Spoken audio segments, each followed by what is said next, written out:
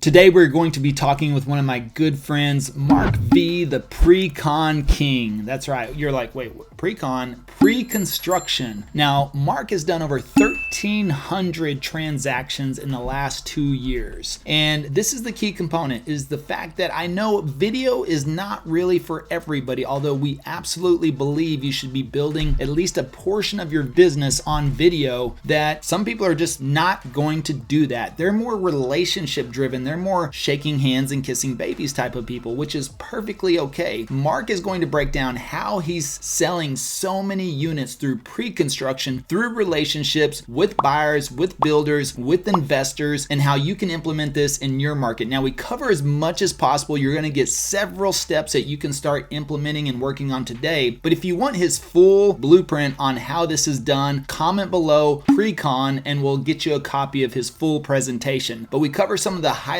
and what he's been able to accomplish over the last couple of years and how possibly you could start working on this in your market as well. And if you want to partner with Mark, here's the great thing about it, is because Mark is partnered with us in our EXP organization, that if you partner with Mark, you also get access to us, which means you get all of our YouTube coaching and training and courses at no cost. And so if that's something you're interested in, and I do believe there is a great path here to build a channel out of doing pre-construction sales, just as Mark is doing. So there's a lot of different factors, and that's the great thing. That's what we love most, is that if YouTube is really not for you, that's okay. Again, figure out different ways, and we have a ton of top producing agents within our organization that if you partner with them, you get access to what we have as well, and so much more. So the main thing is book a call below with Mark, talk about those options if you're thinking about making a move, but otherwise, let's get into the video. All right, welcome, Mark. Thank you for joining me today, and I'm super excited for this discussion because we are here with the man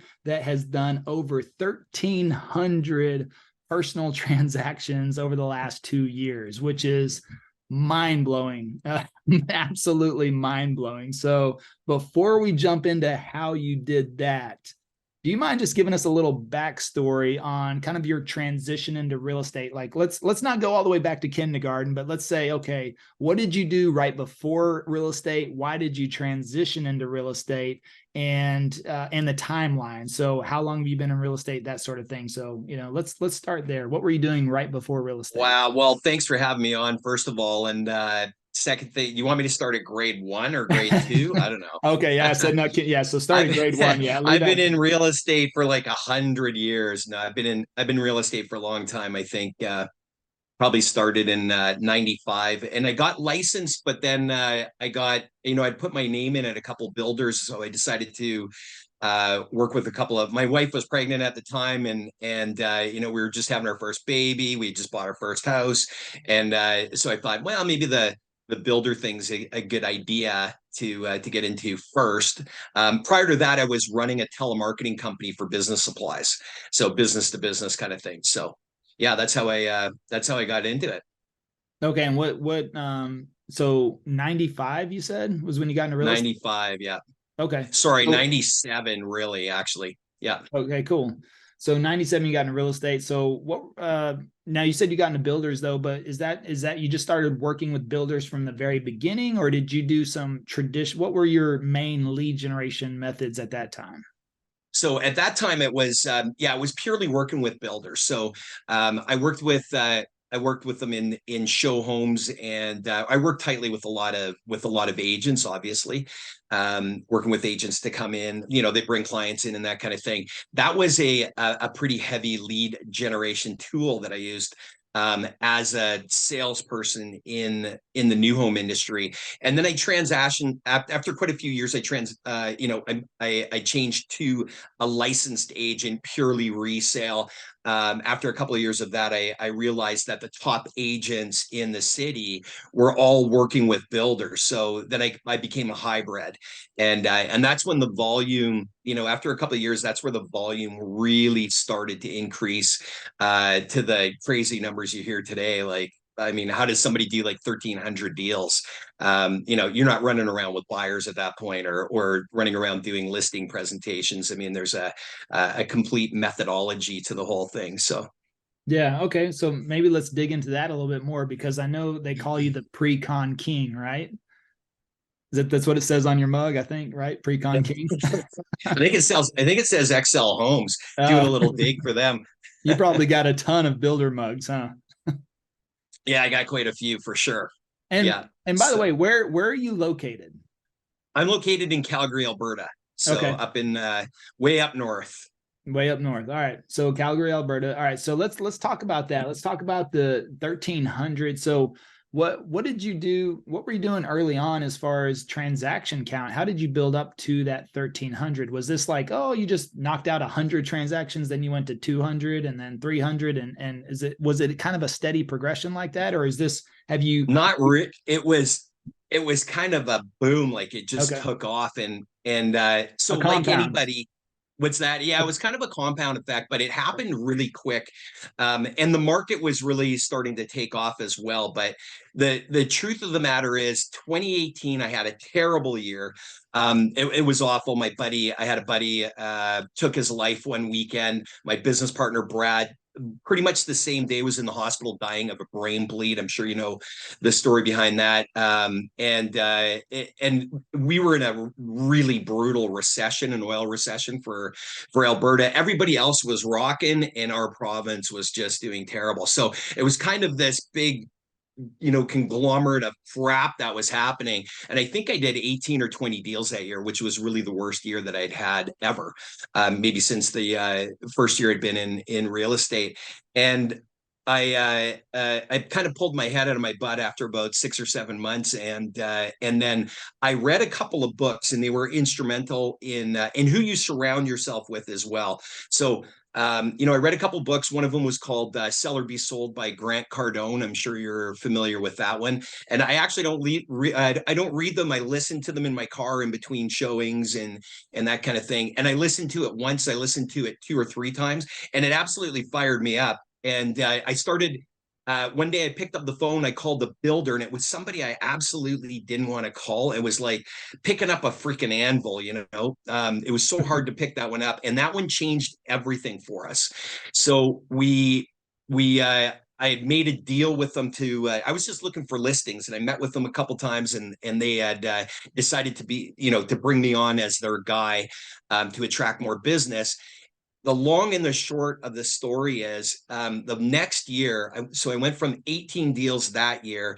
It was total mindset. So it was like Sell or Be Sold just gave me permission to, I'm going to back up a little bit. You don't want to get inside my head on where I was. And, I was in this depression for a little while, telling myself all these things like, I just turned 50, and I was like, oh, no one's going to want to hire me now. And just these things that were going through my head. And I'm telling you this because if somebody out there is listening to this and this helps you, you're not washed up. It's not done. You can bring it to a completely different level. Whatever you're telling yourself in your head is absolutely what you're telling yourself. And Brad was like, Mark, nobody's thinks that of you. It's just, this is just you thinking it. So reading that book was instrumental. Having the right people around me was instrumental. I went from 18 to 200 sales, 207 to be exact, the next year. And it didn't happen all at once. It took about 8 or 9 months, and then at the end of the year, we cranked out an entire building, which was about 150 sales in the last 5 weeks of the year. Wow. Okay, and so you've been, and so this is the sweet spot for you is selling pre-construction, right? Selling pre-construction, yeah, okay. You betcha. So, and personally, I think agents are leaving hundreds of thousands of dollars on the table, not moving pre-construction or not moving new homes and partnering with builders at some level, and you don't have to know. When I interviewed for my first job working with a builder, he told me later he was going to walk me out the door because he was asking me these construction questions, and he was like, "What's a joist?" And I'm like, I don't know. I think it's in the floor. I knew nothing about construction. And then I started to go, so what do you think, Jim? Should we tell Ann, which was his wife, the good news? We're bringing me on next week. And he was like, oh, this guy's closing me. So maybe there's something there. And then he hired me, and we moved on from there. But Just kind of a funny story. You don't need to know anything about it. Dive in, just get going, and you're going to learn as you go. But I kind of identified about 7 or 8 different ways that you can make money from, leveraging builders, and grow your business. So, are you going to grow it to the level that we've seen in the last couple of years, where we did 13, almost 1,400 deals? Maybe. I mean, if for somebody that's out there and that's got lots of experience at it, but how do you get experience? You just dive in and get rolling. So Okay. So you said 7 to 8 main things. I've got my notepad. I'm ready to go. So so tell me what. sure, let's talk about a couple of those. So Yeah. it's all in a slide deck. So we're going from memory. But so first of all, if so number one is, I think it's just getting out there and just going to, let's just kind of go through a few steps. So just getting out there and picking your area. If you're in a huge city, you're going to want to pick an area that you want to work. You don't want to spread yourself out all over the place. So if you're in Toronto, you're in Dallas, you're in Houston, something like that, working builders from one side of the city to the other is probably unimaginable. You're just going to spend all your time in your car in that. So pick an area that you want to work, maybe close to home or something that you really like, and then get out there and start calling those agents or calling the builders, talk to the sales reps, get into the show homes, find out those communities that are popular, that you like, stuff you're excited about, and who's in those areas and what are they building. So is it a mix of condo apartments and low rise? Is it high rise? Are you working the downtown area? Is it a mix of detached? Is the builder doing everything, like one developer doing everything, or is it broken into a bunch of them? And get in there and start asking questions. And so I just go in and act like I have buyers for the area, because I would, and then I'm asking questions like, what's their volume looking like? What do they have available? Do they have spec homes, like stuff that's ready to sell right now? How fast is it selling? What's their price points? Just get to know the area and then get a package from them. Are they working with realtors? Would probably be a really good question to ask up front, so you don't waste too much time.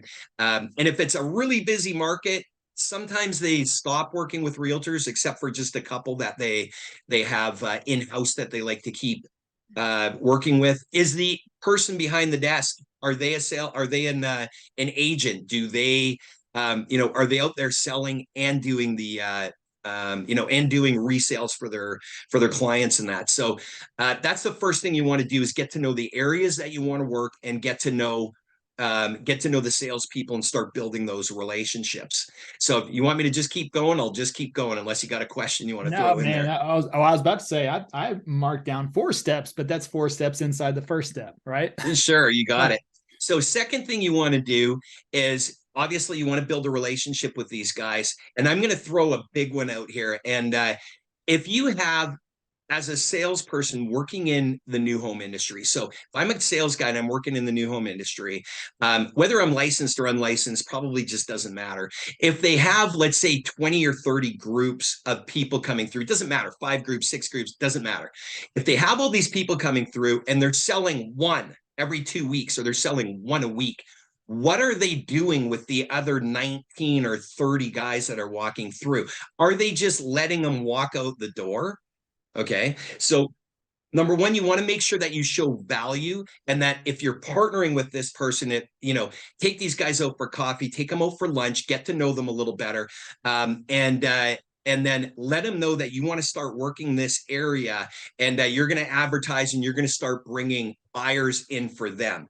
Second thing is, you want to start getting business from them. So this is going to be, and don't just say that you're going to bring in people, like, do it. Okay. So start finding those buyers that, that they haven't already looked at the show home or whatever. You're bringing in new business for these guys. It's a partnership. And then the second thing is, what are they doing with all these people that are walking out the door? Are they sending them to another area? Are they, how can you monetize that? Well, the biggest thing to do is, it's a win-win situation. If they have, out of 20 people, they've sold one, 19 are left, maybe 5 came in with agents. So now we've got, what do we got left? We got 14 or so. Maybe 5 or 6 of them are just wishy-washy. They're not really buying anything, but maybe there's 4 or 5 in there that that salesperson could just say, hey, you know what? I don't have anything for you. This is once they've exhausted everything, no other areas for them that they work in, and nothing in their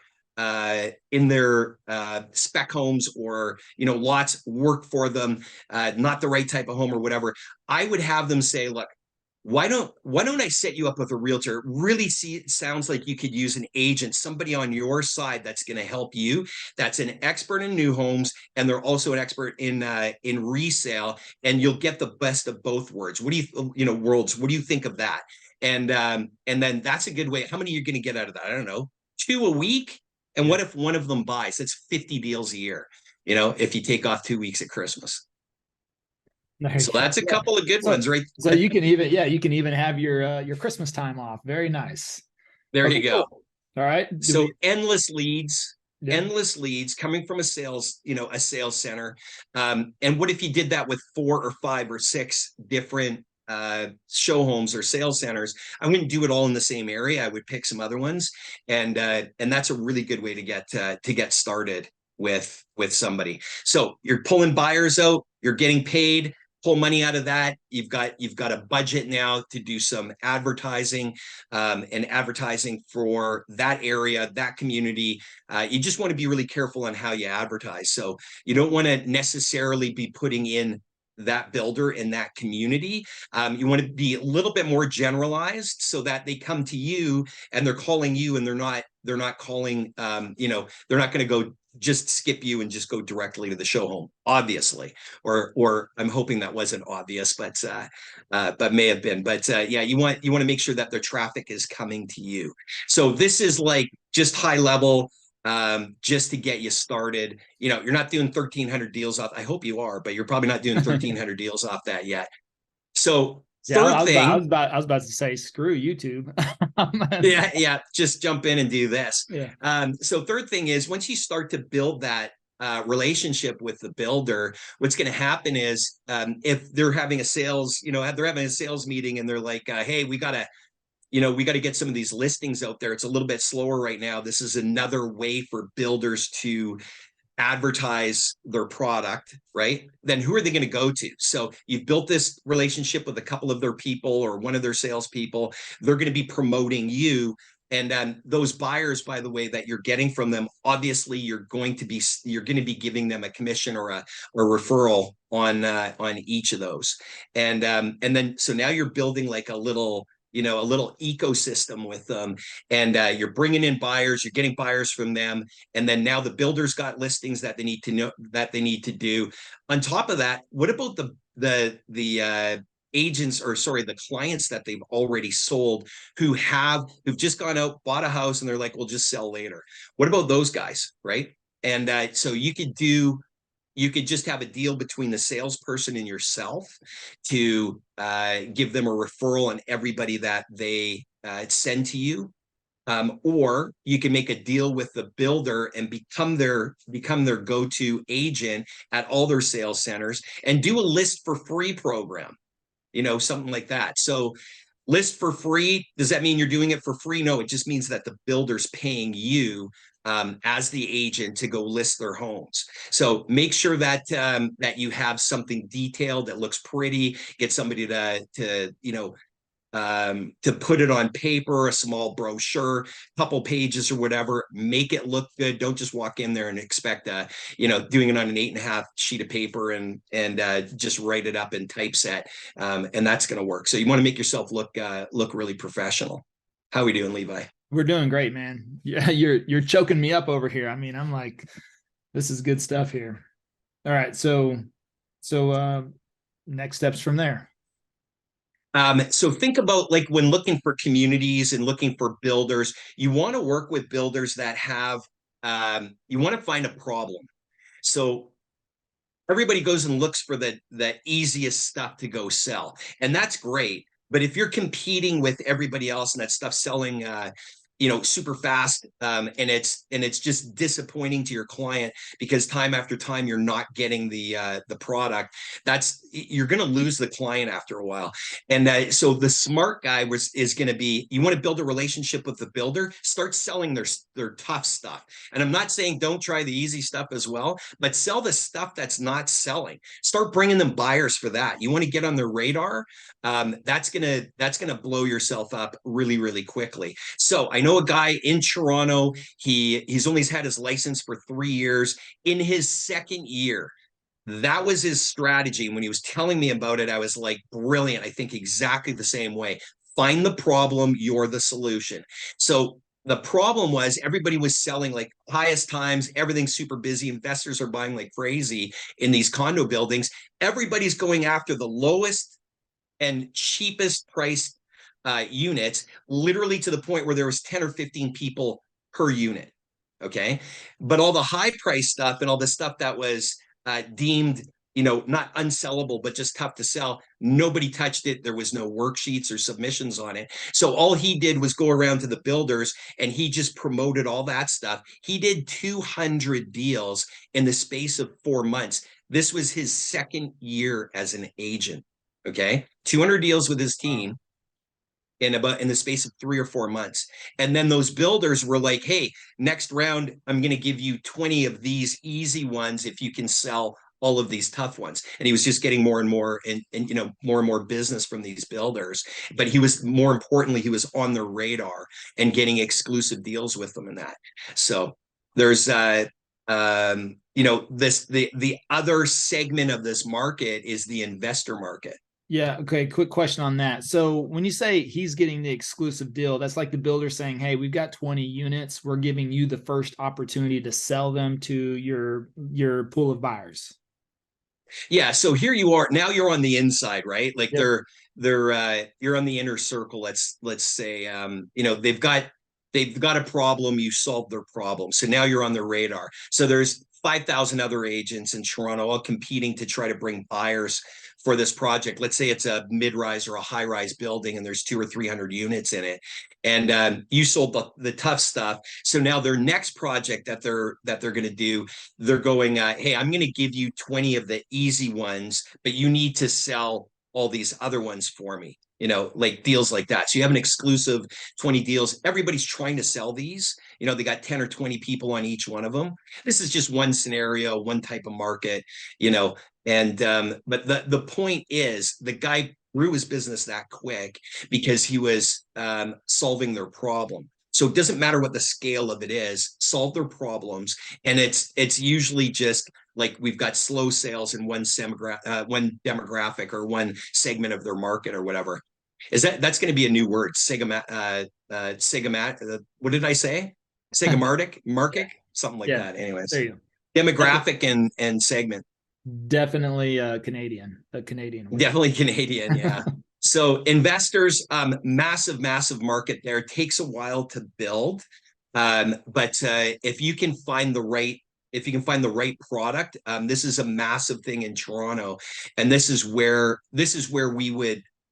where we really took off. And I say we because Brad, my business partner, was pretty instrumental in working on this. He'd go find the builder. I had the battle plan and how we were going to move them. So, and I'm just going to give you an example. So in Toronto, they have, if you take a condo building like a mid-rise or a high-rise building, it takes 4 or 5, maybe 6 years sometimes to build these things. So builders don't necessarily want to have to rely on realtors, but it's like this ecosystem, and end users aren't waiting 5 years for a condo. The builder needs to sell 75% in order to get financing to sell the building. So they go to the realtors, they allow investors to purchase them, and then the investor sits on them hoping that over that next 5 years it goes up in value, and then they either resell them or they just rent them, whatever they do.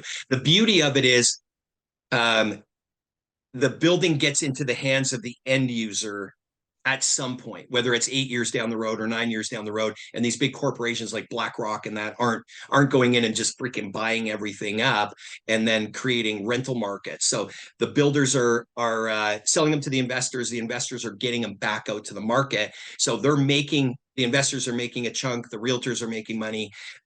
Everybody's happy. Nobody gets hurt. So if you want to be on the investor end,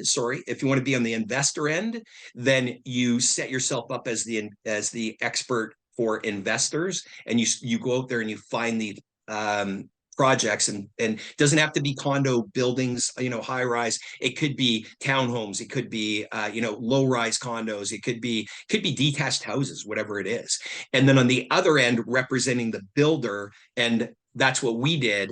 We started finding problems in Calgary where stuff wasn't selling, and I brought it to Ontario to all these agents that had massive databases of investors, and that's how we sold them, because they weren't selling locally. So what? So yeah, let me ask you this then. Whenever the builder, you said they've got to sell, let's say for example, 75 units to get started. Now, at least in the States, I don't know about Canada, but you don't fund, right? Or the money wouldn't transfer until the closing, the completion, or do they just need to show that they've got buyers for the 75 units? They have to have actual sales, so they have contracts with deposits. Okay. So in our neck of the woods, it might be 10% deposit. If it's a building that they know is going to sell really quick, they'll take 20% or whatever the deposit structure is. Yeah. Now, in terms of payment for the agent, sometimes they'll pay the agent 50% up front or a third or something, and then they'll pay the remaining commission on close because it's freaking 4 or 5 years later. Now, houses, it's different. Your turnover is going to be 9 months, a year. Townhomes, same thing, just depending on what the market's doing at the time. Okay, I got you. That makes sense. So then you're bringing, and that's the thing. I mean, investors, it's a great way for them to put down a deposit, very little money, and really, I mean, not much risk associated with that to either, right? Because if the builder defaults or does something or doesn't complete or anything like that, I mean, they're carrying all the taxes and everything else of that property, right? So that doesn't fall on the investor until they actually close. And if it's going to take that time frame anyways, you are more than likely to have appreciation built into there from the get-go, and they could turn around and just automatically sell for a profit or continually hold. So it's some pretty good options there for the investor, correct? Absolutely. Yeah. Okay. Yeah. And for the investor, the savvy guy out there that gets it, I mean, like you said, you're sitting on it for 4 or 5 years, or maybe it's 2 years, or a year and a half. It doesn't matter. You're not making, the guy's put 10% down or whatever the number is, and he hasn't made a payment. He hasn't paid any taxes. He hasn't, he's paying nothing. He's just hoping that either number one, it goes up in value and he does a flip, or number two, he sits on it and just collects the rent, if it's a hot rental market or whatever. So either way, you can't lose. I mean, if real estate was going down, we'd all be buying houses for 20 grand like my parents did in the 60s. Right. Yeah, there you go.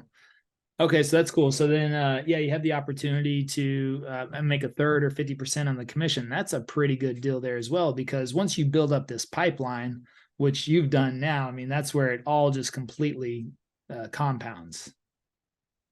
Yeah, 100%. And the nice thing is, if I decided to disappear and go live in the bush for the next 2 or 3 years, I'm still getting paid out on all these closings, because the closings are coming, some of them are this year, some are next year, some are 3 years from now.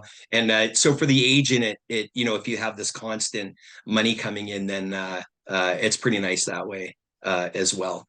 But everybody's out there fighting for leads online and that's part of it. But think about all the leads you can get from show homes and working with salespeople and that in the industry, and it's consistent and it just keeps coming. Wow. All right. So from there, is there next steps from there? Is there next steps? I don't know. How much time do we have? Well, I mean, whatever we need. Now, you said you've done this on presentations before, so I'm assuming you've got a full presentation on this that you've recorded, right? Yeah, I do. I have a slide deck, and I think I'm trying to remember how long it was. It might have been 40 minutes Okay. or 45 minutes or so. Are we able to link that video below, or is that top secret? No, we could probably link that one below 100%. Okay. Absolutely. All right. It is top secret though, but for your audience, I'll give it to you. Okay. Well, my It's audience, not on YouTube. yeah, there you go. Okay, it's not. So let me know. Let me know in the comments as well. Actually, we'll do that. Let me know in the comments. Just type in pre-con. How about that? Type in pre-con, and then we'll get the video to you. But That's a good idea too. yeah, do you have is there a call to action at the end or something to where if somebody wants more information? Actually, we'll just link Mark's calendar in the description below as well. So if you watch that video after you comment pre-con and you want to know more, then we'll just put you directly in contact with Mark, and he can take it from there. Yeah, sounds good. I mean, it was pretty high level. It's really tough to give you everything in the space of 20 minutes or 25 minutes, from 25 years of collected knowledge. But it's fun. And, you don't have to take 25 years to figure it out. You can figure it out in a few months and really start to scale your business up. Yeah, what's the typical deposit in Calgary there? So on a pre-con unit, let's say, is it a percentage or is it what's the typical deposit? Yeah, it's almost always a percentage. Yeah. And there's no typical. The market luxury, they're going to want bigger deposits. That's not usually your investor type of property. In move up stuff, townhomes or starter stuff, it's usually going to be 5%, and then maybe they want another deposit later on, but 5% down's the norm. Investors, it's going to be a little bit more if they're going after that investor market. So maybe 10%. What's the biggest chunk of homes you've sold at once? Sold at once was 300, and I can't remember the exact number. It was around 330, and that one actually took about, it was a little higher price. I'm going to say maybe 6 or 7 weeks to go through, to get almost all of them done. And then fastest one was 216 units that were priced really well. And that one was 48 hours. Oh, 216 homes in 48 hours. Yeah. Yeah, you betcha. That's amazing. So truly, we had it done before it even launched. We had enough people on it it was like 48 hours to write up all the agreements. So yeah, you were drinking a lot of Red Bull, huh? Just typing away. Exactly. So, yeah. Okay, so let's talk about that real quick, and we'll kind of end on this note. And then also for anybody that wants the full detailed training, then just comment pre-con. We'll get it over to you. So if we kind of reverse engineer, you've built up all these relationships. So now the builder's like, hey, Mark, we're about to break ground on a project. We got 250 units. You want the first go at it? And you're like, yes. And now you get all the information from there. And because you've built up all these relationships and the database full of buyers and investors, you market to them, and then you just start pulling in all the buyers from there, and basically you just start popping off deals. For us, for me, it's the easiest way to do it is not work with my own investors. Okay. It's to work with, now, if I have investors that are coming and they're like, hey, I want to buy this, 100%, I'm doing it. But work with all the agents that have investors. And because if you have a core group of agents that are all moving the same project at the same time, the builder can't spend that kind of money on social media, and it usually goes viral. So it just builds and builds and builds, and then sells out, fairly quickly. So it needs a runway, and then boom, it's gone. So today, I mean, we're in a tougher market. The Ontario markets, it just kind of came off its bubble by about 20%. Investors were a little jittery. So we took a few months off and just kind of laid back. And then now we're starting to get back into it because we can see people are coming back out and going, okay, everything's cool. Now we can jump on this, and there's deals out there, right?